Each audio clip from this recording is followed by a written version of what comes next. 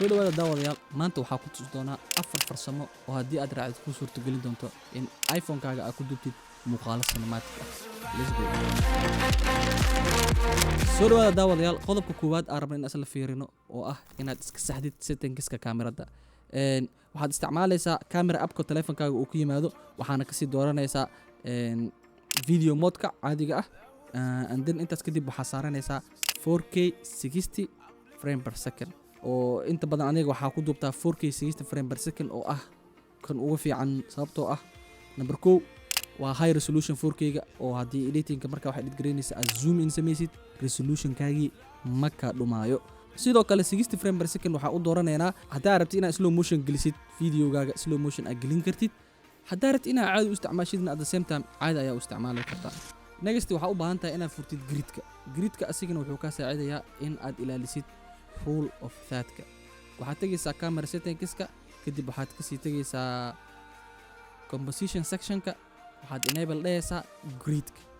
aan kusoo laabana camera settingska recording videoga waa inuu noo saarnaadaa 4K 60 and then waxaa u baahan tahay sidoo kale inaad log dhahdid white balance log inaad dhahdid wuxuu kaa saacidayaa inuu kaa ilaaliyo color shift inuu dhaco markaa muuqaalka duubaysid. tusaale ahaan sidaad ka aragtay screenka marka aa white balancega log aad dhahdid colorka shift ma sameynayo oo ma isbedelayo laakiin haddii aadan log dhahanin waxaad arkaysaa in muuqaalkaaga white balancegiisa ama colorkiisa uu isbedbedelayo. sidoo kale inta aadan duubista bilaabin waa inaad log dhahdaa focuska iyo exposure-ka muuqaalka AE and AF sidee loo ku dhahaysaa simple kaamirada ayaa soo gelaysaa double click ayaa siinaysaa hold meeshas ayaa ku celinaysaa AE and AF log muxuu ka saacidaa wuxuu ka saacidaa in muuqaalkaaga exposure-kiisa ama iftiinkiisa uu isbedelin. inta badan way dhacdaa oo waa aragtaa marka muuqaalka duubaysa iPhone-ka qayb iftiin badan hadaa ka timid oo qayb oo mugdi ah soo gelisid muuqaalka exposure-kiisa uu isbedelaa. qodobka labaad waa inaad isticmaashid mobile tripod ama mobile gimbal. waa inaad haysataa mobile tripod ama gimbal midkii aad heli kartid labadooda midkood waa inaad haysataa. waxay ka saacidayaan in fiidiyoyadaada ay noqdaan kuwa stable ah oo aan lahayn wax shaking ah ama gariir. sidoo kale haddii aad weysid qofka duuba muuqaalka oo mobilka ku celiyo aadna haysatid tripod hawshaada waa wada kartaa oo uma joojinaysid tripodkaaga ayaa mobilka saaranaya meel ayaa sii saaranaysaa shaqadaasaas ayaa ku geli doontaa.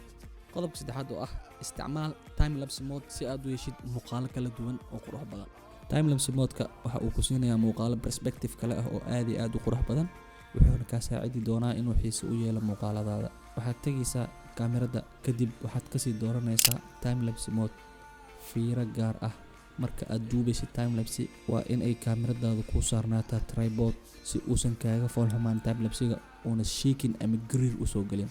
time lapse mode-ka markaad duubaysid tripod muhiim ayuu ku yahay. qodobka afraad oo ah inaad isticmaashid microphone. in aad haysatid external microphone waxay kaa saacidaysaa inaad duubtid cod high quality ah marka loo fiiriyo codka iPhone-ka oo duubayo oo naturalka oo ah mid aad u liita. so haddii aad tahay qof vlogger ah ama raba in teleefankiisa uu ku duubto podcast oo kale ama barnaamij cod la xiriira waxaa muhiim ku ah inaad isticmaashid external microphone si aad u heshid cod high quality ah. lamana rabo inaad isku haleysid microphone-ka built-in-ka ah ee teleefanka la socdo. sidoo kale haddii aad ku duubaysid meelaha publiga oo kale oo sawaxanka badan microphone-ka externalka wuu ku saacidi doonaa oo wuxuu ku suurtagelin doonaa in codkaaga kaliya la maqlo oo jabaqda kugu hareeraysan la maqlin. waxaan rajeynayaa in 4taas qodob aad ka faa'iideen tan iyo kulanti dambe waxaa idinkaga tagayaa sidaas nabadgelyo.